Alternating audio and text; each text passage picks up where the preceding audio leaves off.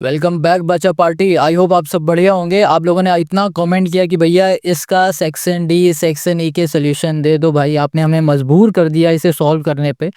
तो आज हम लोग सॉल्व करेंगे सेक्शन डी और सेक्शन ई। देखो हम लोग क्या करने वाले हैं, फ्यूचर में क्या करेंगे आपके एग्जाम के लिए वो समझते हैं। देखो आज हम लोग सेक्शन डी सेक्शन ई को सॉल्व करेंगे। अगर आप कमेंट हम करके हमसे कहोगे कि नेक्स्ट सैम्पल पेपर का सोल्यूशन दे दो, कमेंट करोगे आप, जितना कमेंट करोगे उतनी जल्दी आपको सैम्पल पेपर का नेक्स्ट सोल्यूशन मिलेगा। ठीक है, आप कमेंट करो। और हाँ, बेसिक वाले भी सैम्पल पेपर हम सॉल्व करेंगे यहाँ पर इसी चैनल पे। चैनल को सब्सक्राइब नहीं किया तो सब्सक्राइब करो, दोस्तों के साथ शेयर भी कर दिया करो। ठीक है, फिर बेसिक होने के बाद, सैंपल पेपर होने के बाद हम लोग क्या करेंगे, मोस्ट इंपॉर्टेंट क्वेश्चन की एक सीरीज लाने वाले हैं। हर एक चैप्टर से 15-20 क्वेश्चन निकालेंगे मोस्ट इंपॉर्टेंट। उसमें से कुछ क्वेश्चन हम सॉल्व करेंगे, कुछ आपको घर से सॉल्व करने के लिए देंगे। इससे हमारी प्रैक्टिस और अच्छी होगी और हम लोग और अच्छे से अपने बोर्ड एग्जाम को फोड़ पाएंगे। तो चलो शुरू करते हैं सेक्शन ई से। इसका हर एक क्वेश्चन 5 मार्क्स का है। यहाँ पर जो पहला क्वेश्चन है वो 32 का ए है। एक है, in a flight of 2800 kilometre and aircraft was slowed down due to the bad weather, its average speed is reduced by 100 kilometre per hour and by doing so the time of flight is increased by 30 minute. Find original duration of the flight. समझ में आया? अभी समझाते हैं। देखो यहाँ पर question क्या कहना चाह रहा है, ये कह रहा है जनाब कि भाई एक हमारे पास एयरक्राफ्ट है, ठीक है, जो कि डिस्टेंस को कवर कर रहा है 2800 किलोमीटर की डिस्टेंस। 2800 किलोमीटर की डिस्टेंस को कवर कर रहा है ये एयरक्राफ्ट। ठीक है, यहाँ पर एयरक्राफ्ट बना देते हैं। ये लो, ये एयरक्राफ्ट है, मान लो कुछ ऐसा ही तो है। चलो ओके, समझ गए इतनी बात। अब ये क्वेश्चन क्या कह रहा है कि भाई वेदर खराब हो गया, जिस वजह से इसकी जो एक्चुअल स्पीड थी ना, उस स्पीड से ये नहीं उड़ पा रहा है। मान लो पहले वेदर अच्छा था तब ये 500 किलोमीटर पर आवर की स्पीड से उड़ा करता था, बट अब वेदर खराब हो गया तो क्वेश्चन कह रहा है कि इसकी स्पीड कम हो गई। कितनी कम हो गई?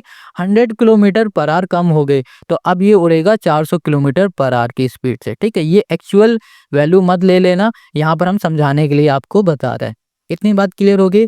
तो क्वेश्चन ने कहा है कि जब ये इस स्पीड से उड़ेगा ना, तो भाई साहब इसे 30 मिनट ज्यादा लगेंगे। मान लो पहले 1 घंटे में पहुंच रहा होगा, तो इस स्पीड से उड़ेगा तो भैया 1 घंटे 30 मिनट लगेंगे। ये बात समझ में आ गई? अब क्वेश्चन ये कह रहा है कि भाई ये बताओ, find the original duration of the flight. Original duration of the flight यानी कि अगर वो नॉर्मल स्पीड से चल रहा होता, वेदर अच्छा होता, नॉर्मल स्पीड से चल रहा होता अपनी जो भी उसकी थी, तो वो इस डिस्टेंस को कितने घंटे में, कितने मिनट में कवर कर पाएगा, ये हमें क्वेश्चन ने पूछा हुआ है। समझ में आ गया? क्वेश्चन तो समझ में आ गया ना। अब इसका सोल्यूशन जब आप देखोगे तो और अच्छे से समझ में आएगा। ओके, तो अब आ जाओ इसके सोल्यूशन में। क्वेश्चन 32 का है यहाँ पर ए पार्ट। हम लोग क्या करेंगे, सबसे पहले हम लोग सबसे पहले ना इसकी जो ओरिजिनल स्पीड होगी उसको लेट कर लेंगे। तो यहाँ लिखेंगे let, let the original speed. ठीक है, लेट द ओरिजिनल, ये हो गया हमारे पास स्पीड। हमारी जो ओरिजिनल स्पीड है उसे हम लोग क्या लेट कर सकते हैं, उसको हम लेट कर लेते हैं एक्स किलोमीटर, ये हो गया पर आवर। कोई दिक्कत इसमें नहीं ना? जो ओरिजिनल स्पीड है वो एक्स किलोमीटर पर आवर है। अब डिस्टेंस हम लोग कितनी कवर कर रहे हैं, 2800 किलोमीटर की। तो यहाँ लिख देंगे total, total distance, total distance to be cover कर दो, या फिर travel, travel by aircraft is 2800 kilometre. इतनी बात क्लियर हो गई? अब देखो, अगर हमारा एयरक्राफ्ट इस स्पीड से चल रहा है, ठीक है, और इतनी डिस्टेंस को कवर कर रहा है, तो कितने टाइम में वो ये इतनी डिस्टेंस कवर कर लेगा, यानी कि हमें टाइम अब फाइंड करना है। टाइम फाइंड करने का फॉर्मूला क्या होता है? डिस्टेंस अपॉन स्पीड होता है ना? ऐसे तो फाइंड करेंगे। तो यहाँ लिखेंगे original, original duration of time, original duration of, यहाँ कर दिया ऑफ फ्लाइट, इक्वल्स टू हो जाएगा हमारे पास डिस्टेंस कितनी है 2800 और हमारी स्पीड कितनी है x किलोमीटर। ये बात समझ में आ गई? अब देखो, अगर हमें यहाँ पर ओरिजिनल ड्यूरेशन फाइंड करना है ना, तो उसके लिए सबसे पहले हमें फाइंड करना पड़ेगा original speed.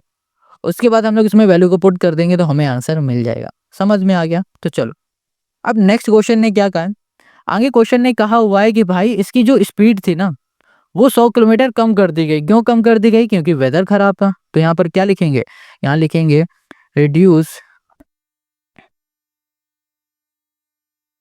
Reduce average speed,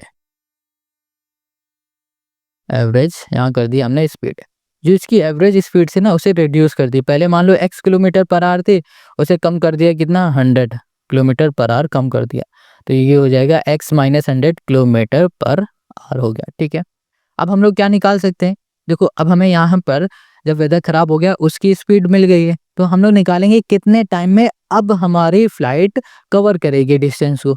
समझ रहे हो ना आप, तो यहाँ पे लिख देंगे time taken to cover, time taken to cover the distance at the reduced speed। इसका मतलब ये हो रहा है कि रिड्यूस स्पीड होने के बाद कितना टाइम लग रहा है उसे डिस्टेंस को कवर करने में, वो निकालना है। यानी कि फिर से हम लोग टाइम निकालें, फॉर्मूला होगा डिस्टेंस अपॉन स्पीड। इस बार डिस्टेंस में 200, 800, 2800 किलोमीटर ही लिखेंगे, बट भाई साहब स्पीड हम लोग लिखेंगे जो रिड्यूस हो रही, यहाँ पर हो जाएगा x माइनस 100। ये बात क्लियर हो गई, समझ में आ गया। अब क्वेश्चन ने क्या कहा था, आगे कह रहा है कि जब भैया हमारी स्पीड रिड्यूस हो गई ना, तो कह रहा है the time of flight is increase bye 30 minute. मान लो पहले जिस स्पीड में वो पहुंच रही थी तो नॉर्मल टाइम पे पहुंच रही थी, बट जब हमारी स्पीड कम हुई तो टाइम भी ज्यादा लग रहा है। कितना ज्यादा लग रहा है, 30 मिनट ज्यादा लग रहा है। ठीक है, देखो यहाँ पर हम लोग क्या लिख सकते हैं, यहाँ पर हो गया हमारे पास 2800 अपॉन x माइनस 100, यहाँ लिखेंगे अकॉर्डिंग टू क्वेश्चन। अगर हमारी फ्लाइट इस स्पीड से पहुंचेगी तो पहले जितना टाइम लग रहा होगा, पहले जितना टाइम मतलब 2800 अपॉन x, ये क्या है हमारे पास टाइम ही तो है, तो यहाँ पे लिखा 2800 अपॉन x, उससे 30 मिनट ज्यादा टाइम लेगी। ये बात समझ में आ गई आपको, ये इक्वेशन समझ में आ गई। फिर समझो क्वेश्चन ने क्या कहा था, क्वेश्चन ने कहा है कि पहले जिस टाइम से वो पहुंच रही होगी स्पीड कम होने के बाद उसे 30 मिनट ज्यादा लगेंगे।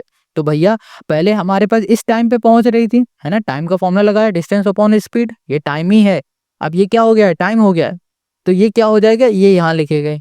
अब प्लस क्या हो जाएगा 30, क्यों, क्योंकि 30 मिनट ज्यादा लग रही है। बात क्लियर हो गई। अब इसको हम लोग लिखेंगे 2800 बाई एक्स, माइनस हो गया हमारे पास 100, ये इधर है इक्वल के इस साइड आ जाएगा, माइनस का होगा 2800 अपॉन हो गया हमारे पास x इक्वल्स टू 30। देखो 30 ये मिनट है ना, हम लोग क्या करेंगे इसे आवर्स में चेंज करेंगे, डिवाइड करेंगे 60 से, इतनी बात क्लियर हो जाएगा। चलो एलसीएम ले लेते हैं, तो यहाँ पर हमारे पास एलसीएम हो जाएगा x, ये हो गया हमारे पास x माइनस 100, ये आ गया।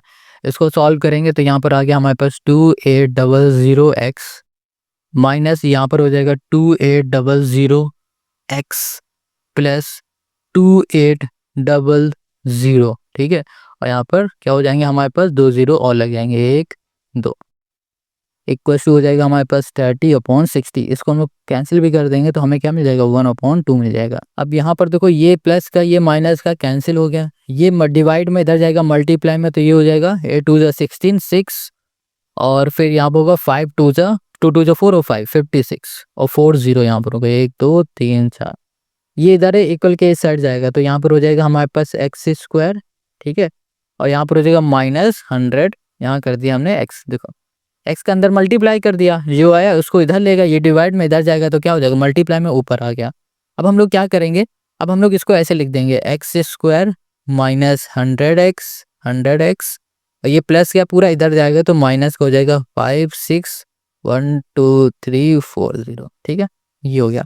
अब इसे हम लोग सॉल्व करेंगे, कैसे सॉल्व करेंगे, स्प्लिट मेथड से सॉल्व करेंगे। स्प्लिट मेथड मतलब कि भैया ये जो हमारे पास है ना 5,60,000 है हमारे पास, इसको ऐसे दो नंबर ब्रेक करो कि जब उन दो नंबर का हम लोग मल्टीप्लाई करेंगे तो क्या आ जाए, हमें मल्टीप्लाई करने में आ जाए यही, और जब उन दो नंबर का हम लोग सम करेंगे तो हमें मिल जाए कितना 100 मिल जाए। तो वो दो नंबर क्या हो जाएंगे हमारे पास, देखो 8 इंटू 7, 7 8 क्या होता है 56 होता है।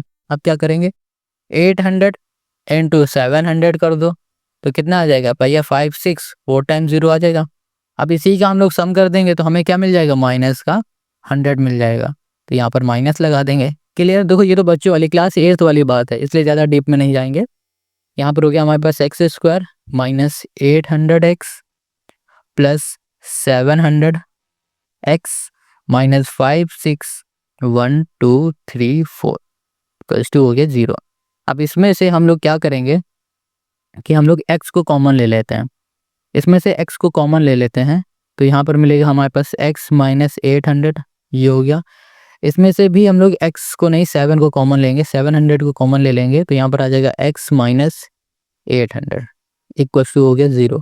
यहाँ पर हो गया x माइनस 800, यहाँ पर हो गया x प्लस 700 इक्वल टू 0 हो गया। ठीक है, अब ये दोनों ही हमारे 0 के इक्वल हो चुके हैं तो हम लोग यहाँ पर इसको लिख सकते हैं x माइनस 800 इक्वल टू 0। तो यहाँ पर x इक्वल टू हमें क्या मिलेगा, 800 मिल जाएगा। वैसे ही अब इसको भी हम लोग लिखेंगे x प्लस 700 इक्वल टू 0। ये प्लस का इक्वल के इस साइड जाएगा तो माइनस का होगा। अब ये जो x आया ये है क्या, ये है क्या समझो। याद करो शुरू में हम लोगों ने x को कुछ लेट किया था, हम लोगों ने x को लेट किया था ओरिजिनल स्पीड। क्या लेट किया था, ओरिजिनल स्पीड। अब यहाँ पर हमारे पास दो आ रहे हैं तो इनमें से हम लोग किसको लें, इसको स्पीड माने या इसको माने। अच्छा ये बताओ क्या हमारी स्पीड माइनस में हो सकती है, नहीं। हमने कहा हम यहाँ खड़े हुए और यहाँ पर हम दौड़ने लगे, पागलों की तरह दौड़ने लगे तो हमारी स्पीड बढ़ गई, 10 किलोमीटर हो गई, 2 किलोमीटर पर आवर की स्पीड से दौड़ रहे हैं, 15 किलोमीटर पर आवर की स्पीड से दौड़ रहे हैं, 500 किलोमीटर पर आवर की स्पीड से दौड़ रहे हैं, है ना। बट क्या माइनस में हमारी स्पीड हो सकती है कभी, नहीं। या फिर हम दौड़ेंगे या फिर नहीं दौड़ेंगे, स्पीड हमारी 0 होगी या फिर प्लस में जाएगी, माइनस में कभी भी स्पीड नहीं होगी। तो हम लोग कभी भी माइनस की वैल्यू स्पीड में नहीं यूज करेंगे। तो हमें यहाँ पर एक्चुअल स्पीड मिल गई 800 किलोमीटर। कितनी मिल गई, 800 किलोमीटर। हमें x मिल गया है 800 तो हमने यहाँ लिख दिया x इक्वल्स टू 800। x हमारा क्या था, फिर से हम पूछ रहे हैं आपसे, हमारी स्पीड थी एक्चुअल। ठीक है, अब क्वेश्चन ने क्या था कि भैया ओरिजिनल ड्यूरेशन मतलब कितना उसे टाइम लग रहा है ओरिजिनल स्पीड से कवर करने में इस डिस्टेंस को, वो फाइंड करो। तो भाई सिंपल है, यहाँ पर देखो हमने बताया था ना ओरिजिनल यहाँ कर दिया duration of flight equals to हो जाएगा 2800 बाई x। यहाँ पर हो गया हमारे पास 2800, यहाँ पर हो गया 800, 0 से 0, इसको सॉल्व करोगे तो 7 बाई आ जाएगा हमारे पास 2। ठीक है, अब इसे होल में लिखना है तो यहाँ लिख देते हैं 3 होल 1/2 आवर्स। इतने घंटे में ये कवर करेगी इतनी डिस्टेंस। बस हमें यही सॉल्व करना था। आई होप आपको समझ में आ गया। बहुत अच्छा क्वेश्चन है और इस तरीके के क्वेश्चन आपको मिलेंगे ही एग्जाम में, ज़रूर मिलेंगे। तो क्वेश्चन 32 का ए पार्ट हम लोगों ने कर लिया है। अब आते हैं हम लोग इसी के सेकंड पार्ट में जो कि है बी वाला। देखो ये भी इसी तरीके से मिलता जुलता क्वेश्चन हमें दिख रहा है। देखो यहाँ पर भी हमें क्या करना है, इक्वेशन बनानी होंगी। और भाई साहब ना ये क्वेश्चन जो है ना, इस तरह क्वेश्चन बहुत आसान होते हैं। ये क्या कह रहा है, the denominator of a fraction is one more than twice the numerator if the sum of the fraction and its reciprocal is this then find a fraction। वाह भाई वाह, क्या क्वेश्चन है, लाजवाब, अद्भुत, अविश्वसनीय, बहुत आसान है। देखो ये क्या कह रहा है, कह रहा है कि हमारे पास ना एक फ्रैक्शन है यानी कि हमें पता है भैया ऊपर और नीचे न्यूमरेटर डिनोमिनेटर में कुछ होगा। यहाँ पर x कर देते हैं, यहाँ पर y कर दे रहा है। कह रहा है कि जो हमारा डिनोमिनेटर है, हमारा जो डिनोमिनेटर है यानी कि y, ये is 1 more than twice the numerator. जो भी न्यूमरेटर होगा उसके ट्वाइस से एक ज्यादा। मान लो हमारा न्यूमरेटर x है, हमारा न्यूमरेटर x है तो इसका ट्वाइस क्या हो गया, 2x हो गया, उससे एक ज्यादा यानी कि 2x प्लस 1। ये हो गया हमारा डिनोमिनेटर।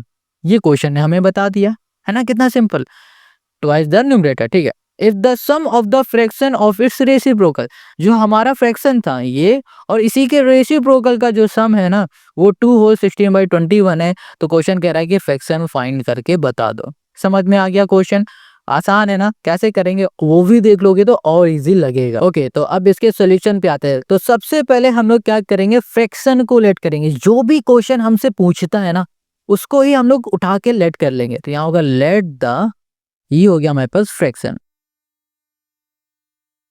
जो हमारा फ्रैक्शन है उसको हमने लेट किया, हमें पता है कि जो हमारा फ्रैक्शन होगा वो भाई पी बाई क्यू की फॉर्म होगा या फिर बोलो एक्स अपॉन वाई होगा, सिंपल सी लैंग्वेज, एक्स अपॉन वाई यही तो होता ना। चलो अब क्वेश्चन क्या कह रहा है उसके अकॉर्डिंग आते जाते हैं, अकॉर्डिंग टू क्वेश्चन। क्वेश्चन कह रहा है कि जो हमारा डिनोमिनेटर है यानी कि वाई वो कैसा है, वो अपने न्यूमरेटर से, न्यूमरेटर यानी कि एक्स, ये न्यूमरेटर ये डिनोमिनेटर, ठीक है कंफ्यूज मत होना, जो न्यूमरेटर है उससे 2x है, ये x है, ट्वाइस का मतलब होता है 2x, समझो अभी हम बताते हैं, क्लियर करते हैं। क्वेश्चन क्या कह रहा है कि जो हमारा डिनोमिनेटर है वो न्यूमरेटर का ट्वाइस है, ट्वाइस मतलब होता है 2x, ये समझ गया ना, बस वही चीज हमने यहाँ लिखा। एंड मोर देन 1 प्लस 1 कर दो, ट्वाइस से एक ज्यादा हो गया तो 2x प्लस 1 हो गया, इतनी बात क्लियर हो गई। तो हमारी अब फ्रैक्शन क्या बना, अब हमारा जो फ्रैक्शन है वो क्या बन रहा है, x अपॉन डिनोमिनेटर आएगा 2x प्लस 1, ये हमारा एक्चुअल में फ्रैक्शन बन गया, ठीक है। अब क्वेश्चन क्या कह रहा है कि जो हमारा फ्रैक्शन है इस फ्रैक्शन का रेसिप्रोकल, रेसिप्रोकल,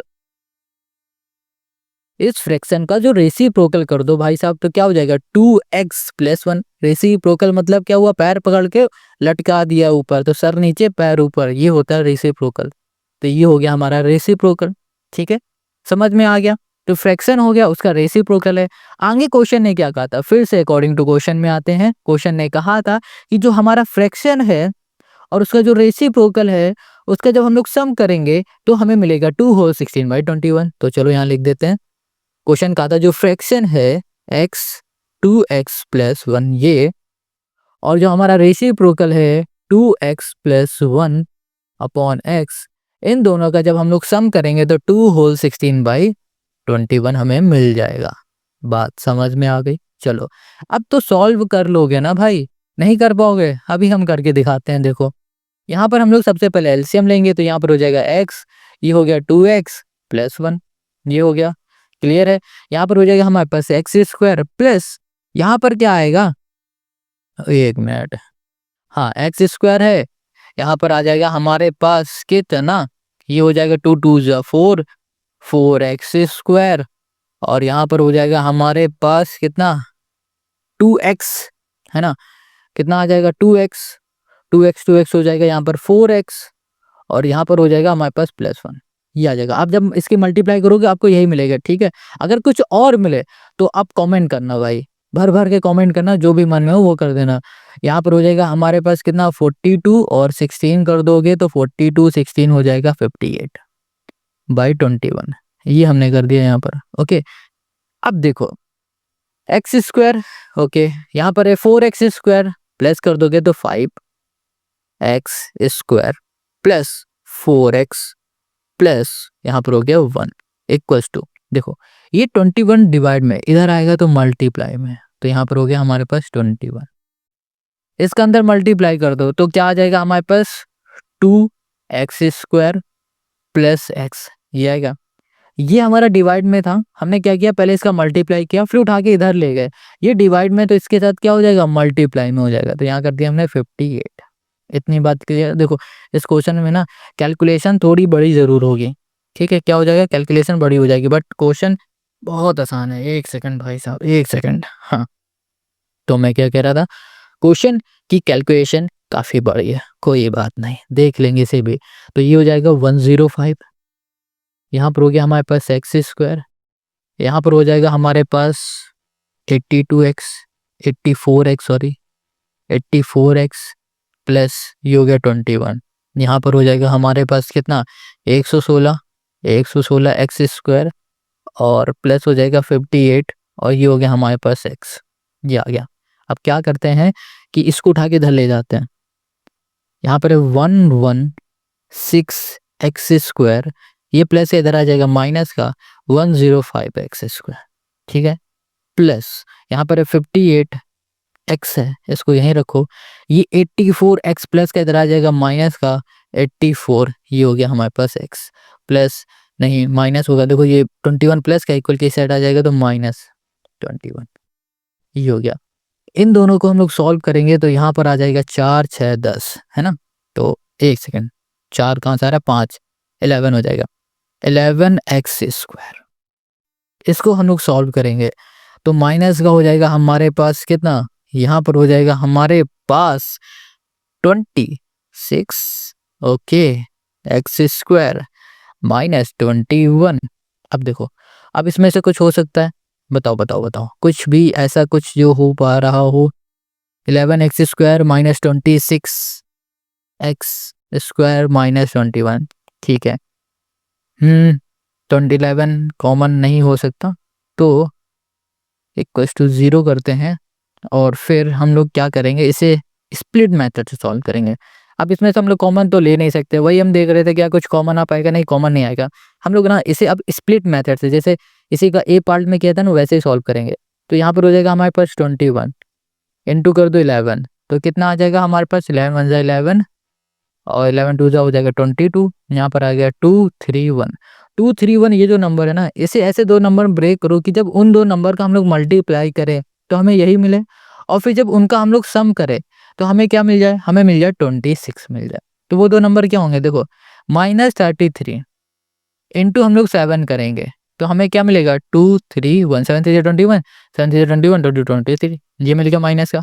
अब इसी का आप सम कर दोगे, ठीक है, तो आपको क्या मिलेगा, यहाँ मिल जाएगा 26। बस यही तो चाहिए हमें, और क्या चाहिए, यही चाहिए, मिल गया ये नंबर। तो ये हो जाएगा हमारे पास 11 एक्स स्क्वायर माइनस 33 एक्स और माइनस नहीं plus 7 x minus 21 equals to 0। अब इसमें से हम लोग क्या करेंगे, 11 को कॉमन ले सकते हैं। 11 कॉमन लेंगे तो ये हो गया x square minus 3 x, 11 x को कॉमन ले लेंगे तो एक्स स्क्वायर माइनस नहीं आएगा, एक्स माइनस 3 आ जाएगा। इसमें 7 कॉमन लेंगे तो यहाँ पर हो जाएगा x minus 3 equals to 0। X minus 3 है तो यहाँ पर करो एक्स माइनस 3 और यहाँ पर हो गया 11 एक्स प्लस 7 इक्वल्स टू हो गया 0। ये दोनों 0 के इक्वल है, तो एक्स माइनस 3 इक्वल्स टू 0 और यहाँ पर हो गया 11 एक्स प्लस 7 इक्वल्स टू हो गया 0। तो ये एक्स माइनस, ये माइनस के इधर जाएगा प्लस का हो गया, ठीक है। और फिर यहाँ पर देखो, ये हमारे पास है क्या, ये हमारे पास 7 है, तो एक सेकंड, यहाँ पर आ जाएगा हमारे पास x इक्वल्स टू -7 अपॉन 11 ही आ गया। देखो ये माइनस का है ना, तो माइनस का तो हम लोग लेंगे नहीं, हम लोग माइनस का नहीं लेंगे, हमेशा हम लोग लेंगे प्लस का। तो हमारे पास x आ चुका है कितना, 3 आ गया, 3 आ गया। हमारी जो फ्रैक्शन थी, फ्रैक्शन हमारा क्या था, ये था हमारे पास x अपॉन 2x प्लस 1, यही था ना।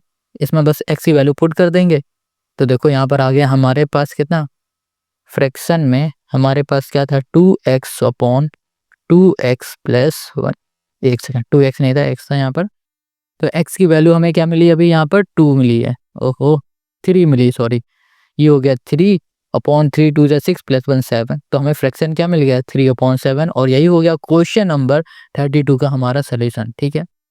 आई होप आपको क्वेश्चन नंबर 32 समझ में आ गया है। कहीं कोई डाउट है कमेंट करो भाई साहब, डाउट तो होना ही नहीं चाहिए इस वाले क्वेश्चन में, क्योंकि ये जो क्वेश्चन है ना, ये क्लास 8th का क्वेश्चन है। सच बता रहे, RS अग्रवाल की बुक देखोगे तो इसमें आपको ये क्वेश्चन मिल जाएगा 8th क्लास में।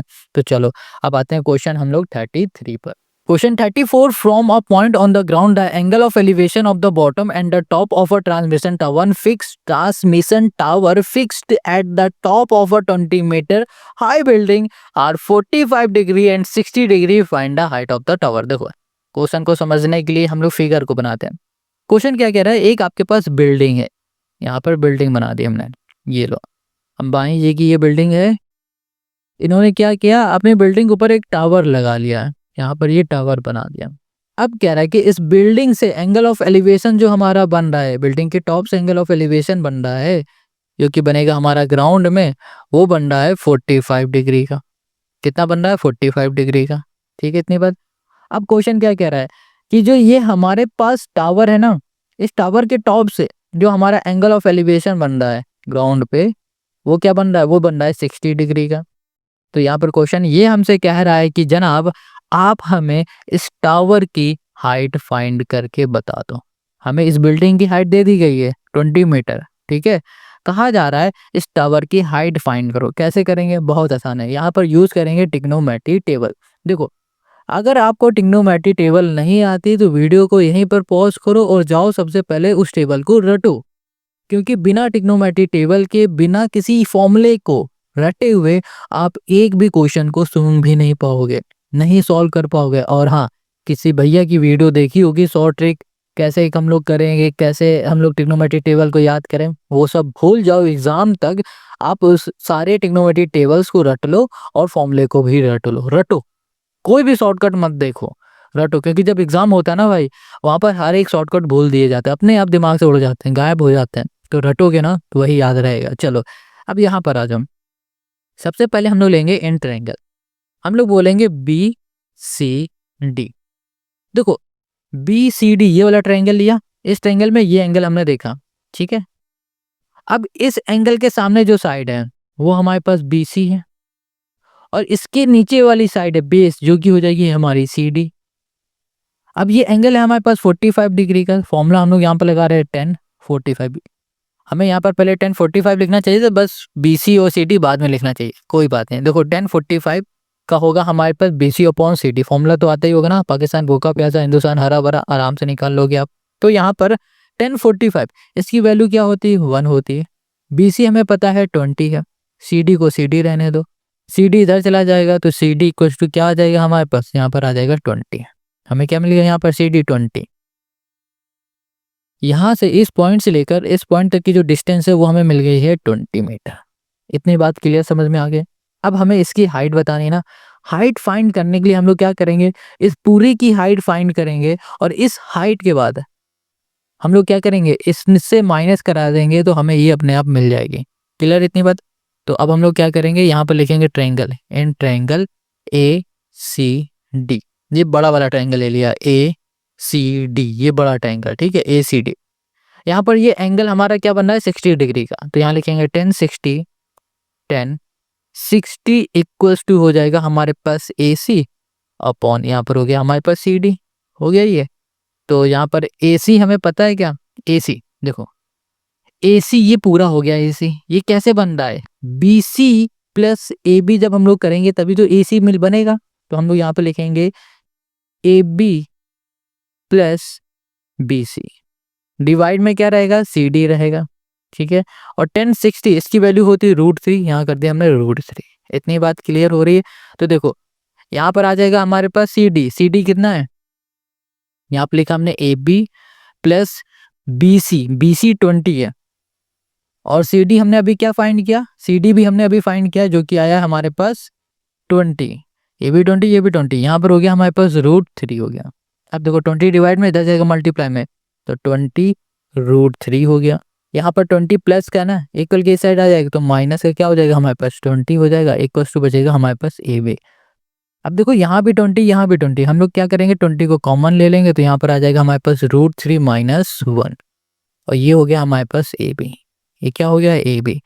तो हमें यहाँ पर AB यानी कि टावर की जो हाइट है ना वो हमें पता चल गई, वो है 20 √3 माइनस 1, यही हमें फाइंड करना था। और यही हो गया क्वेश्चन नंबर 34 का हमारा सोल्यूशन। देखो हम फिर से बता रहे हैं, इस क्वेश्चन में ना समझने लायक ज़्यादा कुछ खास नहीं था, बट खास क्या था इसमें, इनके फॉर्मूले। ये अगर आपको फॉर्मूले नहीं आते हैं, 1060 1045 की वैल्यू क्या होती है ये भी नहीं पता है, तो जनाब आप रटो भाई, पहले रटो, फिर उसके बाद ही कुछ हो पाएगा।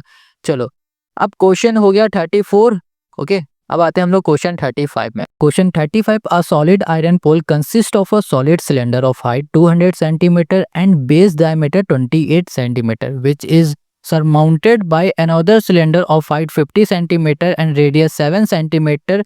Find the mass of the pole given that। चलो इसको छोड़ते हैं पहले, ये जो गिवन इसे छोड़ो, पहले यहाँ पर आओ। क्वेश्चन क्या कह रहा है, हमारे पास ना एक सॉलिड आयरन पोल है, ठीक है, और वो उसकी जो हाइट है वो 200 सेंटीमीटर की, और वो बेस जो है वो 28 सेंटीमीटर है। बेस का यानी कि मतलब हो रहा है, यहाँ पर बता दिया गया डायामीटर। अभी हम आपको बताते हैं, फिगर देखोगे ना तो सब कुछ समझ में आ जाएगा। यहाँ पर बना देते हैं एक, हम क्या है हमारे पास आयरन का पोल है, ठीक है, कुछ इस तरीके से, ऐसे ही होता है आयरन पोल। चलो ये बना दिया। अब क्वेश्चन ने हमसे क्या कहा है, इसकी जो हाइट है ना, हाइट है वो कितनी है 200 सेंटीमीटर। 200 सेंटीमीटर इसकी हाइट हो गई। ये क्लियर इतनी बात। अब क्वेश्चन ने क्या कहा, इसका जो बेस है, ये बेस, ये है पूरा हमारा कितना, ये है हमारे पास 28 सेंटीमीटर, ये हो गया 28 सेंटीमीटर। अच्छा, अब आप इसको बेस बोलो या फिर ये डायमीटर, ये क्या हो गया सर्कल, ये क्या हो गया पूरा डायमीटर, और डायमीटर का हाफ क्या बन जाता है रेडियस, तो रेडियस क्या हो जाएगी हमारे पास 14। ठीक है, ये हो गया हमारे पास। आगे क्वेश्चन कह रहा है and base is this which is surmounted by another cylinder, मतलब इसके ऊपर एक और सिलेंडर है। चलो एक और सिलेंडर बना देते हैं, ये हो गया हमारे पास एक और सिलेंडर, इसी के ऊपर एक और सिलेंडर रखा हुआ है, ये हो गया हमारे पास। इतनी बात क्लियर हो गई। अब क्वेश्चन ने क्या बताया हुआ है, height is 50 centimetre and radius is 7 centimetre. इसकी जो हाइट है ना वो 50 सेंटीमीटर है, 50 सेंटीमीटर, और इसकी जो रेडियस है ये कितनी है, 7 सेंटीमीटर है। क्लियर इतनी बात। आगे क्वेश्चन क्या कह रहा है, find the mass of the pole given that, हमें क्या करना है, मास फाइंड करना है। कैसे करेंगे, अब वो देखो क्वेश्चन समझ में आ गया ना आपको, फिगर समझ में आ गया ना, अब इसके सोल्यूशन को देखो। ओके, तो यहाँ पर हमें क्या गिवन है, सबसे पहले हम लोग इस बड़े वाले सिलेंडर की बात कर लेते हैं। हमें यहाँ पर इसका डायमीटर गिवन है जो कि है 28 सेंटीमीटर, तो यहाँ पे लिखेंगे डायमीटर, डायमीटर ऑफ, यहाँ कर देंगे लार्जर सिलेंडर, कितना है हमारे पास 28 सेंटीमीटर। अच्छा, ये पूरा डायमीटर 28 है, ठीक है, तो इसकी जो रेडियस है वो कितनी हो जाएगी, इसी का हाफ यानी कि 14, तो यहाँ पे लिख देंगे radius, radius of larger cylinder is हो गया हमारे पास डायमीटर बाई 2 यानी कि 14। ठीक है, डायमीटर का हाफ क्या होता है, रेडियस होता है। इतनी बात क्लियर है। हमें यहाँ पर हाइट पता है, हाइट पता है कितनी, यहाँ लिख देते हैं height, height of larger cylinder is 200 centimetre. इतनी बात क्लियर है, सब कुछ जो भी गिवन था वो लिख रहे हैं हम अभी। अब यहाँ पर छोटे वाले में आ जाओ, इस वाले में, यहाँ पर इसकी जो रेडियस है ना, यहाँ लिख देते हैं radius, radius of small cylinder, smaller, ये कर दिया सिलेंडर, ये कितनी है 7 है, और इसकी हाइट जो है, हाइट ऑफ स्मॉलर सिलेंडर, ये हो गई हमारे पास 50 सेंटीमीटर। इतनी बात क्लियर हो गई, देखो समझ में आ रहा है। अभी सिर्फ हमने क्या लिखा है, जो भी गिवन था वो लिखा है। अब यहाँ पर ना हम लोग क्या करेंगे, हम लोग volume of solid iron pole निकालेंगे। हम लोग देखो, हमें क्वेश्चन ने क्या कहा है, हमसे क्वेश्चन ने कहा है भैया मास फाइंड करो। ठीक है, मास फाइंड करने के लिए हम लोग क्या निकालेंगे, सबसे पहले वॉल्यूम निकालेंगे। क्या निकालेंगे, वॉल्यूम, तो यहाँ लिखेंगे volume of solid iron pole. ठीक है, कैसे निकलेगा, हम लोग क्या करेंगे, इसका वॉल्यूम निकालेंगे बड़े वाले का, और इस छोटे वाले का वॉल्यूम निकालेंगे और ऐड कर देंगे तो हमें टोटल वॉल्यूम मिलेगा। तो यहाँ लिखेंगे वॉल्यूम ऑफ लार्जर, ये हो गया सिलेंडर, प्लस ये हो गया वॉल्यूम ऑफ, ये हो गया हमारे पास स्मॉलर, ये हो गया सिलेंडर। इतनी बात क्लियर हो गई। वॉल्यूम ऑफ लार्जर सिलेंडर या फिर बोलो वॉल्यूम ऑफ सिलेंडर, इसका फॉर्मूला क्या होता है, ये होता है पाई आर स्क्वायर एच, ये होता है, plus volume of smaller cylinder, इसका फॉर्मूला भी यही रहेगा। देखो, बड़ा सिलेंडर हो या फिर छोटा सिलेंडर हो, वॉल्यूम सेम ही रहता है, तो हम लोग लिखेंगे पाई आर स्क्वायर एच। ठीक है, अब यहाँ पर कैपिटल एच और यहाँ पर स्मॉल एच इसलिए लिखा है कि हमें पता चले ये कैपिटल एच रिप्रेजेंट कर रहा है भैया लार्जर सिलेंडर को, और स्मॉल एच रिप्रेजेंट कर रहा है स्मॉलर सिलेंडर को। इतनी बात क्लियर समझ में आ गई, समझ में आ गया ना, तो चलो अब हम लोग क्या करेंगे, इसमें से पाई को कॉमन ले लेते हैं। पाई हमने कॉमन ले लिया, तो यहाँ पर हो जाएगा हमारे पास आर स्क्वायर एच। तो रेडियस हमारे पास कितनी है, रेडियस है हमारे पास बड़े वाले सिलेंडर की 14, तो ये हो गया 14 का square. Clear, N two H, height, height कितनी है 200 है, यहाँ कर दिया 200, प्लस रेडियस यहाँ पर है 7 है, तो 7 इंटू 7 कर दिया, हाइट यहाँ पर छोटे वाले कितनी है 50 है, तो यहाँ पर 50 कर दिया। इतनी बात क्लियर हो गई। देखो अब बताओ, इसमें अभी तक कहीं कोई डाउट था, कहीं भी कोई डाउट है, नहीं डाउट है ना, तो चलो पाई की वैल्यू क्या होती है, पाई की वैल्यू होती है 22/7 होती है। अब हम लोग क्या करेंगे, यहाँ पर इसको सॉल्व करेंगे, तो यहाँ पर हमें कितना मिल जाएगा, देखो आप इसको मल्टीप्लाई करके देखना, आपको मिलेगा 39,200 ये मिलेगा, प्लस यहाँ पर आओगे तो यहाँ पर आपको मिलेगा 1450 ये मिल जाएगा। अब हम लोग इसे सॉल्व करेंगे तो ये हो जाएगा 22/7 इंटू यहाँ पर हो गया 41650। इसको सॉल्व करेंगे तो 130900। ठीक है, देखो कैलकुलेशन हमने पहले से कर ली है, इसलिए हम इतनी स्पीड से कर रहे हैं, झूठ बिल्कुल नहीं बोलेंगे। आप कैलकुलेशन खुद से करो। देखो अगर हम यहाँ पर मल्टीप्लाई, डिवाइड, प्लस माइनस करके दिखाने लगे ना तो ये फालतू की वीडियो बड़ी हो जाएगी। आप बस यहाँ पर क्वेश्चन को समझने आए हो, हम आपको क्वेश्चन को बहुत अच्छे से समझाएंगे। कैलकुलेशन आप खुद से करो भाई, क्लास 10th में है तो आप खुद से कैलकुलेशन कर सकते हो। ठीक है, तो हमें यहाँ पर क्या मिल गया, यहाँ पर volume of solid iron pole मिल गया। वॉल्यूम मिल गया हमें इस पूरे पोल का, पूरे का हमें पूरे का क्या मिल गया, वॉल्यूम मिल गया। अब क्या क्वेश्चन ने हमसे कहा है, कह रहा find the mass of the pole given that. हमें मास फाइंड करना है। तो हमें पता है भैया, यहाँ पर क्वेश्चन ने हमें गिवन दिया 1 सेंटीमीटर क्यूब, इक्वल टू कितना दिया है हमें, 8 ग्राम दिया है। ठीक है, ये दिया गया है हमें। तो हम लोग क्या करेंगे, हमारे पास कितना है, 130900 है, इक्वल टू हो जाएगा हमारे पास 130900 इंटू 8। इसको हटाओ, यहाँ पर आ जाएगा हमारे पास कितना आ जाएगा, ये हो जाएगा हमारे पास 1047200 ग्राम है। ठीक है, अगर इसे केजी में करना है कन्वर्ट तो आप क्या कर देना, 1000 से डिवाइड कर दोगे तो पॉइंट यहाँ पर आ जाएगा, यानी कि 1047.2 ये हो जाए केजी। अगर ये भी लिख दोगे तो भी मार्क्स नहीं कटेंगे, ये भी करके आ जाओगे तो भी मार्क्स वही रहेंगे, कोई दिक्कत नहीं। ठीक है, आई होप आपको समझ में आ गया। ये हो गया क्वेश्चन नंबर 35 का ए का सोल्यूशन। बहुत सिंपल था, वॉल्यूम ऑफ सिलेंडर हमने निकाला खाली। ठीक है, उसके बाद हमने मास निकाल दिया। अगर आपसे क्वेश्चन कहता है कि भैया इन दोनों का सिर्फ वॉल्यूम निकालो, तो आप यहीं पर ही क्वेश्चन को खत्म कर देते हैं। बट यहाँ पर मास भी पूछा था, तो मास की हमें वैल्यू भी गिवन दे दी थी, 1 centimetre cube of iron has approximately 8 ग्राम मास।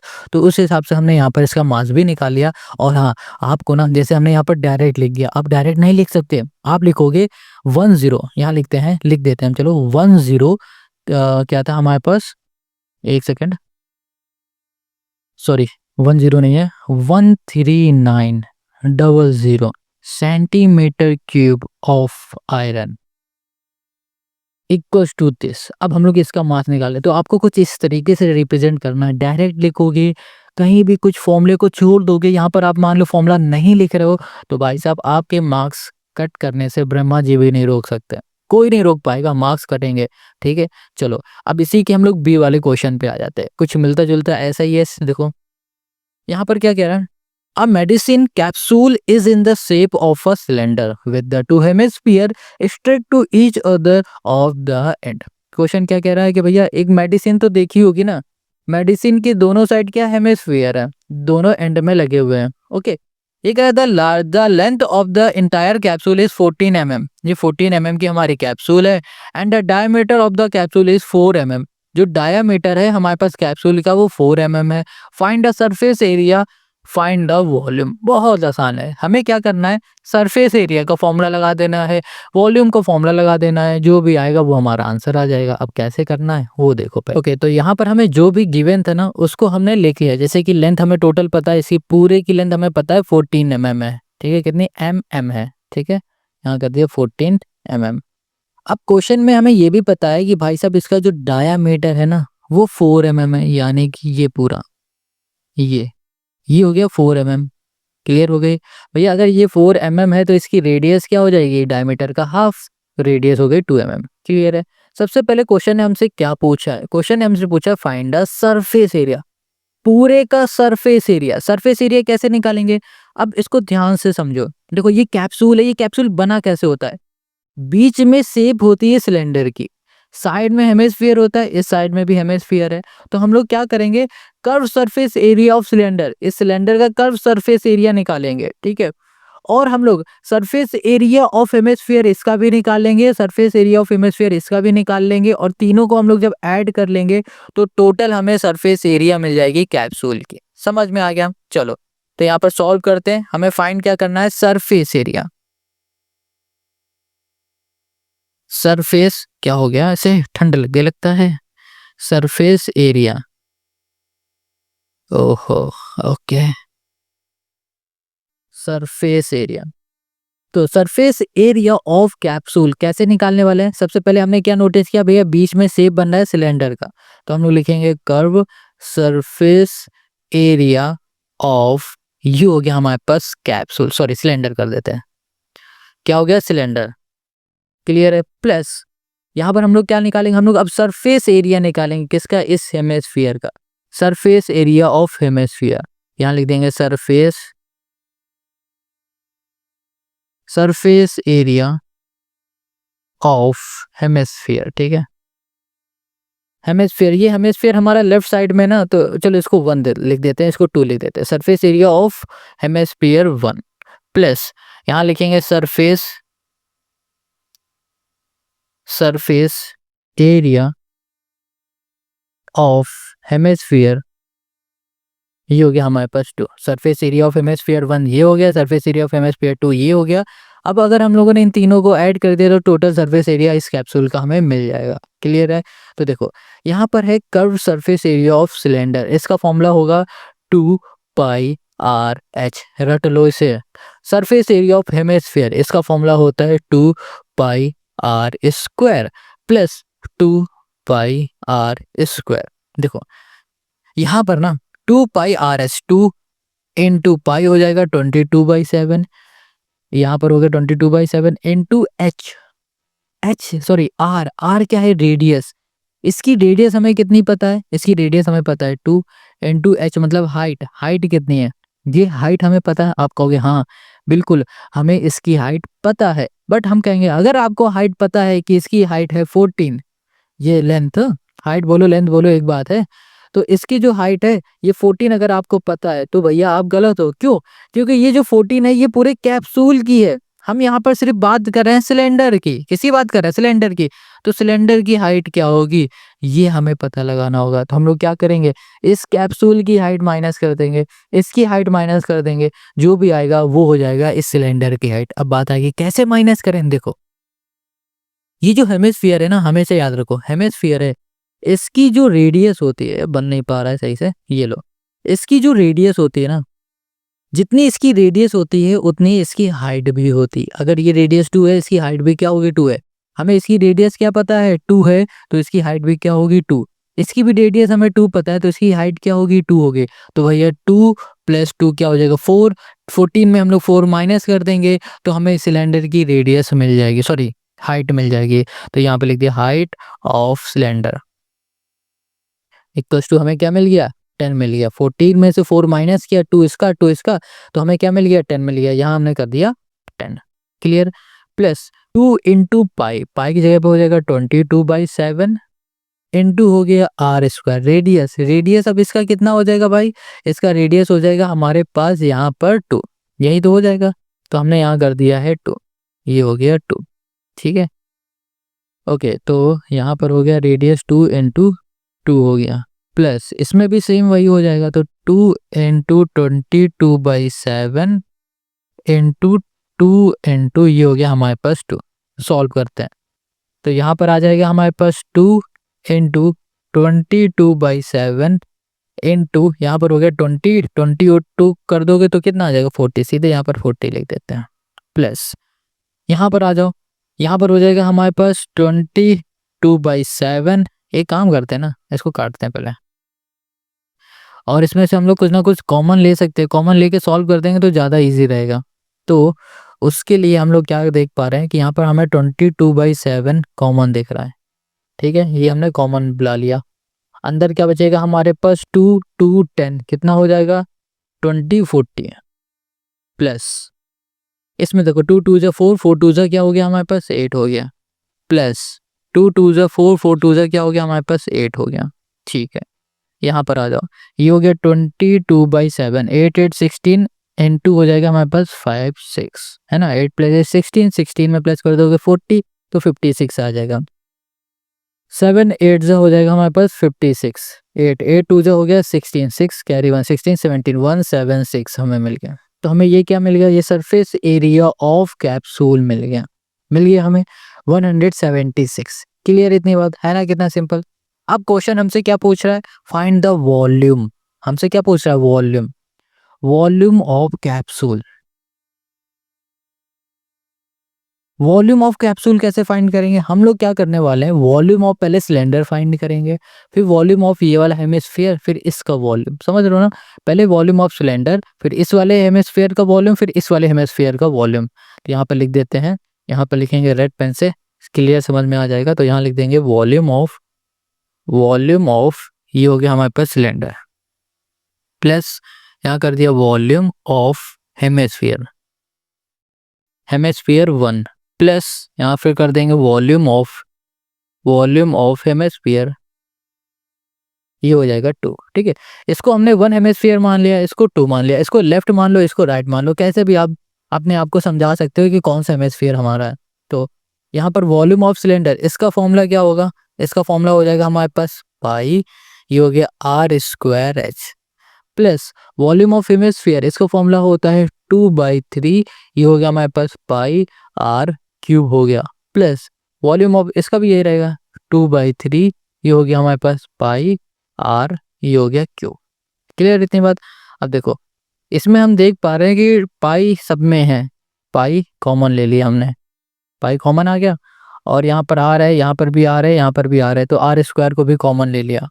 अब अंदर बच रहा है h प्लस 2/3 इंटू आर, ये क्यूब है ना, यहाँ पर हो जाएगा प्लस, ये हो जाएगा 2/3 इंटू यहाँ पर भी हो जाएगा आर। बस वैल्यू को पुट कर दो, आंसर आ जाएगा। पाई की जगह पे हो जाएगा 22/7। रेडियस हमारी क्या होगी? रेडियस हमारी हो जाएगी यहाँ पर 2। ठीक है, सभी की रेडियस 2 है, इसलिए हमने आर कॉमन ले लिया है। अगर रेडियस इनकी अलग अलग होती तो भाई आर कॉमन ना ले पाते, यहाँ पर सबकी रेडियस सेम है, इसलिए हमने आर कॉमन ले लिया। एच हाइट कितनी है भाई साहब?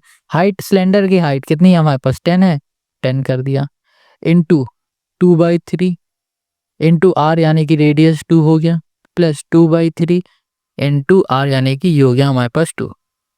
अब आते हैं नेक्स्ट पेज में, देखो यहाँ पर हो गया हमारे पास 44/2। अब यहाँ पर हो जाएगा हमारे पास 10 2 जा 20, 22 जा हो जाएगा हमारे पास 40/3 हो गया, इंटू ये हो जाएगा 2 2 जा 4, ये हो जाएगा 4/3 हो गया। ठीक है, अब देखो, अब आप इसको जब सॉल्व करोगे ना तो आपको आंसर मिलेगा 159.23, ये हो जाएगा हमारे पास mm³ बस। ये हो जाएगा इस क्वेश्चन का सोल्यूशन। देखो हम यहाँ पर ना कैलकुलेशन बिल्कुल भी नहीं करने वाले, कैलकुलेशन आपको खुद से करनी है। हम आपको बस ये बताएंगे क्वेश्चन को कैसे इजीली बनाया जा सकता है और कैसे सॉल्व करना है। तो यहाँ पर 35 का जो बी है ना, ये हमने सॉल्व कर लिया। और हाँ, अगर कैलकुलेशन में कोई प्रॉब्लम आती है ना, कमेंट करो भाई, आपको भर भर के कमेंट करना, हमें मजबूर करना है आपको कि भैया मजबूर हो जाएंगे हम अगर आपने एक भी कमेंट किया। हम क्वेश्चन के सोल्यूशन और अच्छे से दे देंगे, या फिर अगर आपको कहीं कैलकुलेशन प्रॉब्लम हो रही है ना तो हम इसका भी कैलकुलेशन करके दिखाने लगेंगे। ठीक है, चलो तो यहाँ पर हमारा जो 35 का बी है ना कंप्लीट हो गया। इसके साथ ही साथ हमारा सेक्शन डी पूरी तरह सॉल्व हो गया। ओके, सेक्शन डी का मोस्ट इंपॉर्टेंट जो क्वेश्चन है वो 33 है, ये आप 4 5 10 बार जरूर सॉल्व कर लेना। अब सेक्शन ई, ओके, अब सेक्शन ई के क्वेश्चन 36 में आ जाते हैं। बहुत सिंपल है, यहाँ पर ये कह रहा है stable owner has 4 horses, he usually tie this horses with 7 metre long rope to peg at each corner of a square shape grass field of 20 metre length to graze in his farm. देखो question क्या कह रहा है कि भैया honour है, उसके पास एक फॉर्म है जो कि है स्क्वायर शेप का, ठीक है, इसमें घास उगी हुई है। तो उसने क्या किया, अपने चारों घोड़ों को हर एक कॉर्नर में बांध दिया। कैसे बांधा? उनकी जो लेंथ है ना घोड़ों की रस्सी की, वो 7 मीटर की, 7 मीटर की होने की वजह से वो इतनी एरिया की घास खा सकते हैं। वैसे सेम इसमें भी, इसमें भी, इसमें भी। क्वेश्चन समझ में आ गया? अब क्वेश्चन पूछ क्या रहा है उसको समझ लेते हैं। क्वेश्चन ने हमसे यहाँ पर पूछा है find the area of the square shape grass field. कह रहा है एरिया बताओ जितने में हमारी ग्रास लगी हुई है ना उसकी एरिया। समझ गए? कह रहा find the area of the total field in which this horse can graze. हमें वो एरिया बताने है जिस एरिया में घोड़े ने घास को खाया था। ठीक है, चारों घोड़ों ने घास को खाया था, और वो एरिया बतानी है। आगे कह रहा है if the length of the rope of each horses is increase by 7 metre to 10 metre find the area of graze by 1 horse.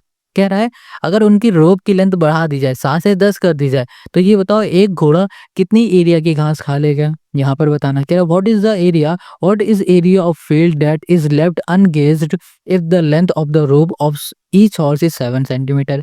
कह रहा है अगर उन घोड़ों की रस्सी की लेंथ 7 सेंटीमीटर है तो ये बताओ कितनी एरिया की उन्होंने घास नहीं खाई है। ये हमसे क्वेश्चन पूछ रहा है। क्वेश्चन आसान है, सिंपल है, अभी हम आपको करके दिखाएंगे, सब समझ में आए। क्वेश्चन 36 के एक क्वेश्चन में आ जाओ। ये कह रहा है find the area of the square shape green field. कह रहा है कि जो स्क्वायर शेप का ग्रीन फील्ड है ना, इसका एरिया हमें बताना है। बहुत सिंपल है, यहाँ पर क्या लिखेंगे हम लोग, area of square field. Square यहाँ कर दिया फील्ड। स्क्वायर फील्ड का एरिया निकालने के लिए हम लोग फॉर्मूला यूज करेंगे यहाँ पर साइड, ये हो जाएगा स्क्वायर। हमें पता है कि जो साइड है वो 20 मीटर की है, तो 20 मीटर का स्क्वायर आप करोगे तो यहाँ पर आ जाएगा 400 मीटर स्क्वायर। बस ये हो गया पहले का आंसर। कितना आसान है ना, कितना सिंपल। अब देखो बी का जो फर्स्ट है, ये कह रहा है find the area of the total field in which this horse can grace. कह रहा है कि देखो ये जो घोड़े बंधे थे इन्होंने इतनी फील्ड का एरिया की घास को खाया है, ठीक है। तो क्वेश्चन यही कह रहा है कि ये बताओ कितनी एरिया की घास खाई है। एरिया हमें फाइंड करना है इनकी। तो कैसे फाइंड करेंगे हम लोग, क्या करेंगे, एक की एरिया फाइंड कर लेंगे ना, तो चारों की एरिया निकालने के लिए हम लोग 4 का मल्टीप्लाई कर देंगे। अच्छा फिर से क्वेश्चन समझ लो। क्वेश्चन कह रहा है कि देखो घोड़ा यहाँ पर बंधा है, इस घोड़े की जो रस्सी की लेंथ थी वो 7 मीटर की थी, तो ये बताओ इसने कितनी एरिया की घास खाई है, एरिया। ऐसे ही हमें चारों की एरिया बतानी है, टोटल एरिया बतानी है कि टोटल चारों घोड़ों ने कितनी एरिया की घास खा ली। तो हम लोग क्या करेंगे, सबसे पहले एक घोड़े की एरिया निकाल लेते हैं कि एक घोड़े ने कितनी एरिया की घास खाई होगी। फिर हम लोग क्या करेंगे, चारों से मल्टीप्लाई करेंगे तो 4 का मिल जाएगा। कैसे करने वाले हैं देखो, अब अगर इसको ध्यान से देखोगे ना तो आपको ये क्या दिखेगा, एक सेक्टर दिखेगा। तो हम लोग यहाँ पर ना सेक्टर के फॉर्मूले से इसकी एरिया निकाल लेंगे, फिर 4 का मल्टीप्लाई कर देंगे तो हमें आंसर मिल जाएगा। देखो इसी का भी यहाँ पर हम लोग क्या लिखेंगे, हम लोग लिखेंगे area of grazed bye horse. इतनी बात क्लियर हो गई। फॉर्मूला क्या हो जाएगा, फॉर्मूला हो जाएगा थीटा अपॉन 360 इनटू हो जाएगा हमारे पास पाई आर स्क्वायर। थीटा क्या होगा भाई, अब देखो ये स्क्वायर फील्ड है हमारे पास, तो जाहिर सी बात है ये 90 डिग्री का होगा एंगल। ये 90 डिग्री का एंगल है, तो यानी कि ये थीटा हमारा 90 हो गया। 90/360 ये हो गया, इंटू पाई हो गया 22/7 इंटू आर यानी कि रेडियस। रेडियस क्या है, 7 रहेगी। जो हमारा लेंथ है ना घोड़े की रस्सी की, वही रेडियस होगी। तो यहाँ पर हो गया 7 इंटू 7। तो 7 से 7 कैंसिल, 0 से 0 कैंसिल, 3 3 जा 9, 3 1 जा 3, 3 2 जा 6, फिर करेंगे 3 4 जा हो जाएगा 4 और यहाँ पर हो जाएगा 11, ये हो गया 2, 11 7 जा 77/2 हमें मिल गया 77/2। ये एक हॉर्स ने इतनी एरिया की घास खा ली, ये निकल आया। बट हमें क्या बताना था कि चारों घोड़ों ने कितनी एरिया की घास खाई है। तो यहाँ लिखेंगे एरिया ग्रेज्ड बाय 4 हॉर्स। यहाँ कर दिया हमने 4, ये हो गया हॉर्स, इक्वल्स टू हो जाएगा 77/2 इंटू कर दिया 4, ये 2 से कैंसिल हो गया, तो ये मिल जाएगा 7 to 14 154 मीटर स्क्वायर। तो चारों घोड़ों ने मिलके इतनी एरिया की घास खा ली। क्लियर हो गया। अब हमने क्या किया, बी का पहला सॉल्व कर लिया। बी का सेकंड में आ जाओ। ये कह रहा है if the length of the rope of the each horses is increase by 7 to 10 metre. कह रहा है कि जो हॉर्स है ना, उस हॉर्स की जो रोप है उनकी इंक्रीज कर दी जा रही है, 7 से 10 मीटर कर दी जा रही है। रोप की जो लेंथ है वो इस बार 10 मीटर की कर दी जा रही है। तो क्वेश्चन क्या कह रहा है, find the area graze by 1 horse. तो एक घोड़ा कितनी एरिया की घास खा लेगा वो हमें फाइंड करने के लिए क्वेश्चन कह रहा है यहाँ पर। ये बात समझ में आ गई। तो चलो, तो यहाँ लिखेंगे हम लोग एरिया, जैसे ये वाली निकाली थी ना, सेम वैसे ही इसमें भी निकालेंगे। यहाँ area of graze by 1 horse equals to हो जाएगा, फिर से फॉर्मूला हो जाएगा theta upon 360 into pi r square. Theta की जगह पे हो जाएगा 90/360 और पाई की वैल्यू हो गई 22/7, आर हो गई रेडियस। अब रेडियस क्या होगी, रेडियस होगी इस बार 10, क्योंकि अब 10 मीटर की रस्सी से बंधा हुआ है। पहले 7 मीटर की रस्सी से बंधा था तो 7 थी रेडियस, अब हमारी 10 मीटर की रस्सी से बंधा है तो 10 हो जाएगी रेडियस, 10 इंटू 10। ठीक है, तो अब इसको हम लोग सॉल्व करेंगे तो यहाँ पर हमें मिल जाएगा 78.5 मीटर स्क्वायर। ये हो गया बी के सेकेंड का हमारा सोल्यूशन। अब सी में आ जाओ। सी कह रहा है what is the area of the field that is left ungrazed if the length of the roof of each horse is 7 centimetre. To be noted 7 centimetre. क्या कह रहा है, 7 सेंटीमीटर। 7 सेंटीमीटर की रस्सी से अगर बंधा हुआ है हमारा घोड़ा, तो ये बताओ कि जो बची हुई एरिया है ना वो कितनी है। ये समझो, क्वेश्चन ने पहले क्या कहा था कि 7 मीटर की रस्सी से घोड़ा बंधा हुआ है फिर घास खा रहा, बट अब क्वेश्चन कह रहा है कि जो हमारा घोड़ा है वो मेरा नहीं, जो इस ऑनर का घोड़ा है वो 7 सेंटीमीटर की रस्सी से बंधा हुआ है और उसने जितनी घास खाई है उसको हटा के बताओ कितनी घास बची है, यानी कि कितने एरिया में घास बची है, ये हमें फाइंड करना है। समझ में आ गया। तो पहले हम लोग क्या करेंगे, 7 सेंटीमीटर से मीटर में चेंज कर देंगे, फिर उसके बाद हम लोग निकालेंगे कि एक घोड़े ने कितने घास खाई है एरिया की। ठीक है, चलो समझ में आएगा अभी। तो यहाँ पर हम लोग क्या निकालेंगे, यहाँ पर हम चेंज करेंगे सेंटीमीटर से मीटर, तो क्या हो जाएगा, सिंपल से 7/100 हो जाएगा। यही तो हो जाएगा 7/100, ये हो जाएगा हमारे पास मीटर। ठीक है, सेंटीमीटर से मीटर में चेंज करने के लिए 100 से डिवाइड कर देंगे, ये हमें मिल जाएगा। अब हम लोग एरिया निकाल लेंगे, यहाँ लिखेंगे area of grazed by 4 horse. यहाँ पर हो जाएगा हमारे पास 4 इंटू, सीधे फॉर्मूले में वैल्यू पुट करेंगे 90/360, पाई की जगह पे हो जाएगा 22/7 इंटू आर, रेडियस हो जाएगा यहाँ पर हमारे पास 7/100 है। क्या होगा 7/100, 7 ना लिखना, 7/100 ये हमारी रेडियस है, इंटू 7/100। ठीक है, 7 से 7 हमारा कैंसिल हो जाएगा, 0 से 0 कैंसिल हो जाएगा। अब पूरी इसकी कैलकुलेशन जब हम लोग करेंगे ना तो हमें यहाँ मिलेगा 154 बाई, यहाँ पर आ जाएगा सिंपल सा ना, इसको डायरेक्ट लिख देते हैं, यहाँ पर आ जाएगा हमारे पास 0.0154 मीटर स्क्वायर, ये हमें मिलेगा। ठीक है, 4 घोड़ों ने मिलकर इतनी एरिया की घास खाई। हमें टोटल एरिया पता थी 400 मीटर स्क्वायर की, तो यहाँ लिखेंगे area ungraze by horse, 4 horse equal to क्या हो जाएगी, ये 400 माइनस 0.0154, ऐसे सॉल्व करोगे तो यहाँ पर आ जाएगा हमारे पास 399.9846 सेंटीमीटर स्क्वायर। ठीक है, ये आएगा। कैलकुलेशन एक बार खुद से ज़रूर कर लेना और ये हो जाएगा क्वेश्चन नंबर 36 का हमारा सोल्यूशन। आई होप आपको समझ में आ गया है ना, कितना सिंपल, बहुत बढ़िया क्वेश्चन है। चलो अब आते हैं हम लोग क्वेश्चन 37 पर। ओके, अब हम लोग आ जाते हैं क्वेश्चन 37 में। देखो क्वेश्चन 37 कह रहा है कि भाई साहब यहाँ पर एक ट्रेनिंग प्रोग्राम चल रहा है, उस ट्रेनिंग प्रोग्राम में कुछ स्किल सिखाई जा रही है लोगों को, तो वो जो लोग आ रहे हैं ना उनके अकॉर्डिंग, उनकी एज के अकॉर्डिंग वहाँ पर एक डेटा बनाया गया। वो डेटा यहाँ पर गिवन है। देखो 15 से 19 साल के बीच के जो लोग आए हैं वो 62 हैं, 20 से 20 साल के बीच के जो लोग हैं 132 है, 25 से 29 साल के जो बीच के लोग हैं वो 96 है। तो ये यहाँ पर हमें डेटा दे दिया गया। क्लियर है। अब इस डेटा के अकॉर्डिंग हमसे क्वेश्चन पूछा जा रहा है। यहाँ कह रहा है what is the lower limit of the modal class of the above data, find the median class of the above data, find the number of participant of less than 50 year whose undergo vacation training, give the empirical relation between mean, median and mode। ये हमसे पूछा जा रहा है। ठीक है, एक एक करके अभी सॉल्व करेंगे, बट उससे पहले हम लोग अपने डेटा को ध्यान से देख लेते हैं, क्लास को ध्यान से देखते हैं।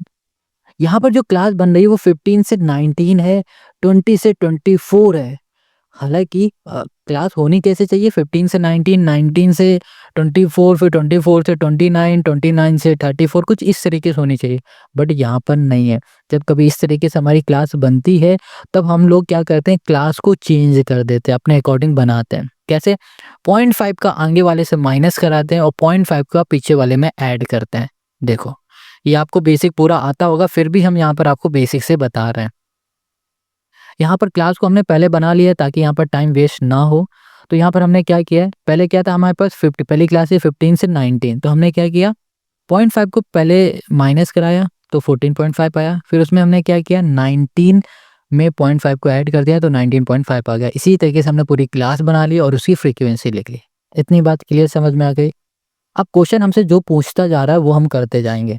चलो, यहाँ पर हमसे क्वेश्चन क्या कह रहा है, यहाँ पर आ जाते हैं। क्वेश्चन हमसे क्या कह रहा है, क्वेश्चन है हमारे पास ए।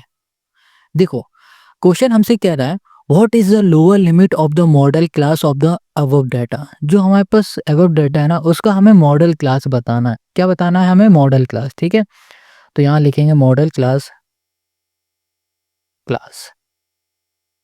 अच्छा, मॉडल क्लास क्या हो जाएगी हमारे पास? देखो, यहाँ पर ना आपको सबसे बड़ी फ्रीक्वेंसी क्या दिख रही है? हमें दिख रही है 132 पूरे में, ये दिख रही है। इसके सामने जो भी क्लास होगी ना, ये हो जाएगी हमारे पास मॉडल क्लास। ये हो जाएगी 19.5 से लेकर 24.5।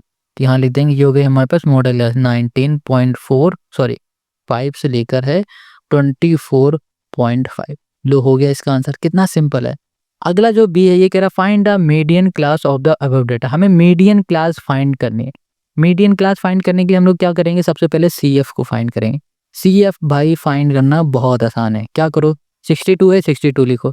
62 प्लस 132, तो यहाँ पर आ जाएगा हमारे पास 1, 6, 3, 9 और 4। ठीक है, ये आ गया। अब हम लोग इसको ऐड कर देंगे, तो यहाँ पर हो जाएगा हमारे पास 0 और यहाँ पर हो जाएगा 9 और यहाँ पर हो जाएगा हमारे पास 290। अब हम लोग क्या करेंगे, 290 में ऐड कर देंगे 37, तो यहाँ पर हमें क्या मिल जाएगा, ये मिल जाएगा 327। अब इसमें ऐड कर देंगे हम लोग 13, तो यहाँ पर आ जाएगा हमारे पास 300, ये हो जाएगा हमारे पास 40। फिर यहाँ पर ऐड कर देंगे 11, तो 351। इसमें ऐड कर देंगे 10 को, तो 361। यहाँ पर हो जाएगा 360, ये हो जाएगा 5। ये आ गया हमारे पास। ठीक है, ये हो गई हमारे पास सीएफ। अब बी वाले ने क्या कहा था, बी ने कहा था find the median class of the above data. Median class find करने के लिए कहा है। मीडियन क्लास क्या होगी, देखो यहाँ पर इसका टोटल करो। टोटल क्या आएगा, सॉरी फ्रीक्वेंसी का टोटल क्या आएगा, जो सीएफ का लास्ट टर्म होगा 365 बाई 2 कर देंगे, तो यहाँ मिल जाएगा हमें 182.5। ये मिला। अब देखो ये फ्रीक्वेंसी में कहाँ पर आएगा, ये आएगा हमारे पास 194 में। इसके सामने जो आपको क्लास दिखेगी ना, यही हो जाएगी हमारे पास मीडियन क्लास। तो हमारे पास जो मीडियन क्लास है, मीडियन ये हो जाएगी क्लास, ये हो जाएगी हमारे पास 19.5 से 24.5। लो, ये हो गया हमारा इसका आंसर। तो ये बी भी हमारा सॉल्व हो गया। अब आते हैं बी के सेकंड में। ये कह रहा है find the number of participant of less than 50 year whose undergo vacation training. भैया 50 साल से जो कम वाले लोग हैं ना, वो कितने थे, ये हमें बताने हैं। देखो यहाँ पर अगर ध्यान से देखोगे तो यहाँ तक हमारे पास 50 से कम वाले लोग हैं, इधर आ जाओगे तो 50 से ऊपर वाले लोग हैं। ठीक है, तो अगर इनका हमें डेटा चाहिए तो हम लोग क्या करेंगे, यहाँ से लेकर फ्रीक्वेंसी को पूरा ऐड कर देंगे तो हमें मिल जाएगा। तो भाई फ्रीक्वेंसी को ऐड करने से अच्छा सीएफ को देख लो, यहाँ पर कितना आ रहा है 361। तो भैया टोटल जो 50 साल से कम वाले लोग हैं 361 हो जाएंगे। हो गया काम, बहुत आसान है। ठीक है, ये हो गया। तो यहाँ पर लिख देंगे पीपल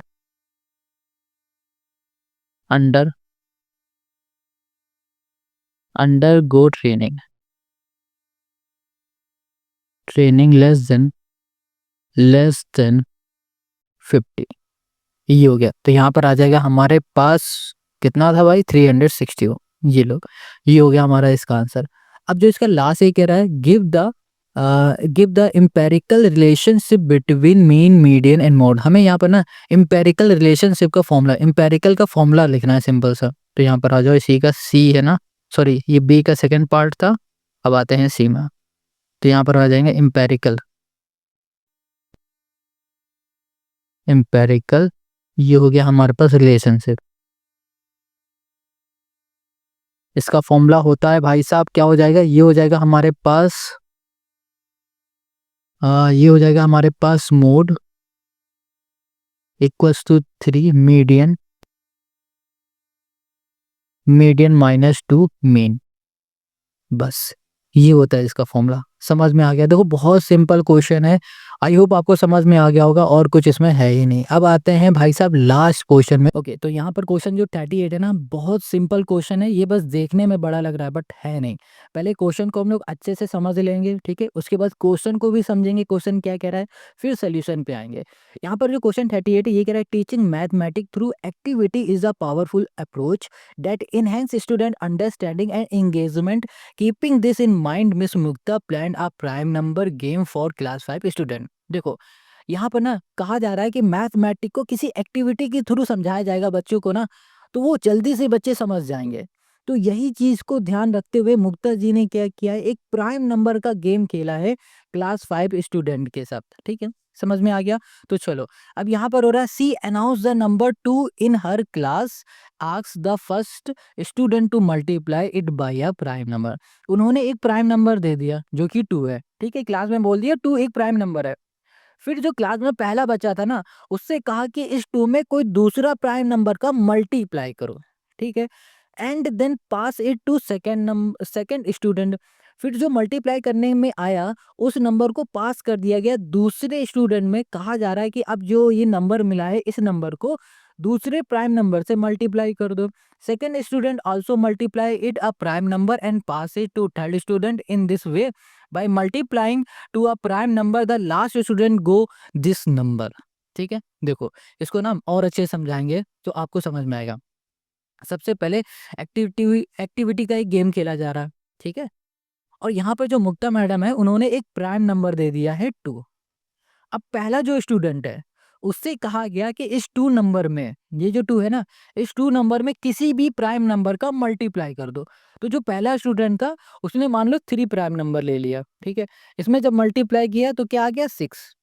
अब जो ये 6 आया है, तो फिर मैम ने क्या किया कि इस 6 को उठाया दूसरे वाले स्टूडेंट में पास कर दिया और कहा कि इस 6 में किसी दूसरे प्राइम नंबर का मल्टीप्लाई कर दो। तो मान लो दूसरे बच्चे ने मल्टीप्लाई कर दिया 5 का, तो क्या आ गया 30 आ गया। ठीक है, फिर जो ये 30 आया ना नंबर, इस नंबर को उठाया मैम ने, फिर तीसरे स्टूडेंट को दे दिया और कहा कि इस 30 में किसी भी प्राइम नंबर का मल्टीप्लाई कर दो। तो मान लो उसने फिर से 3 का मल्टीप्लाई कर दिया तो 90 आ गया। तो इस तरीके से सिलसिला चलता रहा, जितने भी स्टूडेंट थे क्लास में उन सभी से किसी न किसी नंबर से मल्टीप्लाई कराया गया। क्लियर? तो लास्ट में जो नंबर हमें मिल रहा है वो मिल रहा है 1,73,250। ये हमें नंबर मिल गया। ये बात समझ में आ गई? तो चलो क्वेश्चन समझ में आ गया। अब आ जाओ क्वेश्चन हमसे पूछ क्या रहा है। सबसे पहले कह रहा है what is the least prime number used by student. सबसे छोटा कौन सा प्राइम नंबर है जो कि स्टूडेंट के थ्रू यूज किया गया। कैसे फाइंड करेंगे? हम लोग क्या करेंगे, सबसे पहले इसके फैक्टर निकालेंगे। फैक्टर निकालने के बाद हमें पता चल जाएगा कि भाई साहब कैसे, कौन सा सबसे लीस्ट नंबर है या फिर लार्जेस्ट नंबर है, सब कुछ हमें अभी पता चलेगा। अब देखो बी वाला कह रहा how many student are in the class. Class में कितने स्टूडेंट हैं ये भी पता लगा लेंगे। What is the highest prime number used by student, which prime number has been used maximum time. चलो सबको बारी बारी से हम लोग सॉल्व करते हैं। ओके, तो इन सभी क्वेश्चन का आंसर देने के लिए ना हम लोग क्या करेंगे, इसके फैक्टर निकालेंगे, प्राइम फैक्टर निकालने की कोशिश करेंगे। तो देखो यहाँ पर हमारे पास 1,73,250 है ना, यही नंबर है। एक बार हम चेक कर लेते हैं। ये है 1,73,250। अब ये बताओ ये किससे जा सकता है, 2 से जा सकता है। तो यहाँ पर आ जाएगा हमारे पास 2 8 जा 16 और यहाँ पर 2 6 जा 12, 2 6 जा 12, 2 2 जा हो जाएगा 4, 2 5 जा 10। ये हो गया हमारे पास। फिर ये हमारा किससे जा सकता है, 3 से जा सकता है। 3 2 जा 6 हो जाएगा। यहाँ पर हो जाएगा हमारे पास 8 8 7, यहाँ पर हो गया हमारे पास 5। फिर से हमारा ये 3 से जा सकता है। अब यहाँ पर आ जाएगा हमारे पास 28 है हमारे पास। यहाँ पर 3 9 जा 27 हो जाएगा। 3 6 जा 18, 3 2 जा 6, 3 5 जा 15। फिर से ये हमारा 3 से जा सकता है, 5 है नहीं, 3 से नहीं जाएगा। अब ये जाएगा हमारा 5 से।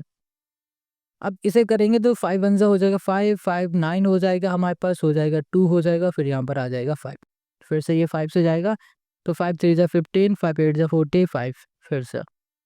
अब यहाँ पर हमारे पास फिर से जाएगा 5 से, तो यहाँ पर हो जाएगा 5 7 जा और फिर यहाँ पर हो जाएगा 1। ओके, ओके, सॉरी 1 नहीं होगा, 5 7 35, फिर 5 7 जा 35, 77 आएगा। अब ये 7 से जाएगा, फिर यहाँ पर हो जाएगा हमारे पास 11। ये हो गया हमारे पास 11, ठीक है।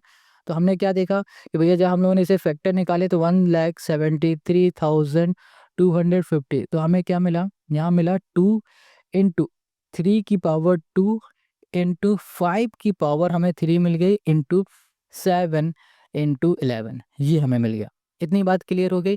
अब देखो, अब जो हमसे क्वेश्चन पूछ रहा है ना, उसको हम लोग फाइंड करेंगे। सबसे पहले क्वेश्चन ने क्या कहा है, least number, least prime number, ठीक है। प्राइम यहाँ पर हो गया नंबर, लीस्ट प्राइम नंबर का मतलब हो रहा है सबसे छोटा प्राइम नंबर क्या दिख रहा है, आप कहोगे 2, और जहां आपने 2 कहा ना, तुरंत ये आंसर गलत हो जाए। क्यों? क्योंकि जो ये 2 नंबर है ये तो मैम ने दिया है। क्वेश्चन ने क्या पूछा है, लीस्ट प्राइम नंबर वो बताओ जो कि स्टूडेंट ने लिया है। तो स्टूडेंट ने तो भाई साहब लीस्ट प्राइम नंबर क्या लिया होगा, 3 लिया होगा, क्योंकि 2 तो मैम ने दे दिया। क्लियर इतनी बात? तो आंसर हो गया इसका 3। अब इसी के बी में आ जाते हैं। यहाँ पर कह रहा है नंबर ऑफ स्टूडेंट, कितने स्टूडेंट हैं, number of student in a class. देखो नंबर ऑफ स्टूडेंट निकालने के लिए हम लोग यहाँ पर देखेंगे 1 2 3 4 5 6 7 8, यहाँ पर आ गया हमारे पास 8। अच्छा एक चीज और समझाते हैं, जैसे कि पहले हमारे पास मैम ने नंबर दिया 2, तो दूसरे स्टूडेंट ने 2 का मल्टीप्लाई कर दिया है 3 में, फिर जो भी आया उसमें दूसरे वाले स्टूडेंट ने 3 का मल्टीप्लाई कर दिया, फिर चौथे वाले स्टूडेंट ने उसने 5 का मल्टीप्लाई कर दिया, पांचवे वाले ने भी 5 का कर दिया, छठे वाले ने भी 5 का कर दिया, सातवें वाले ने भी 5 का कर दिया, और आठवें वाले ने भी 5 का मल्टीप्लाई कर दिया। ठीक है, तो टोटल कितने हो गए, 8 स्टूडेंट हो गए। बट यहाँ पर ना एक हमने गलती की। क्या? पहला जो नंबर था वो तो मैम ने दिया था ना, तो मैम को हटा के जितने नंबर बचे उतने तो स्टूडेंट हो गए, क्योंकि हर एक स्टूडेंट ने एक नंबर का मल्टीप्लाई किया। तो 1 2 3 4 5 6 7, तो टोटल नंबर ऑफ स्टूडेंट हो जाएंगे हमारे पास 7 ना कि 8। ये बात क्लियर समझ में आ गई? तो चलो अब इसी का जो सेकंड है उसमें आ जाओ। सेकंड वाला क्या आ रहा है, highest prime number, highest prime number, prime number, highest prime number क्या है हमारे पास भाई साहब, देखो क्या 3 है, क्या 2 है, क्या 5 है, नहीं 11 है। तो यहाँ पर हो जाएगा हमारे पास 11। Got it? अब इसी के हम लोग सी में आ जाते हैं। सी में हो जाएगा हमारे पास maximum, maximum time, time used prime number,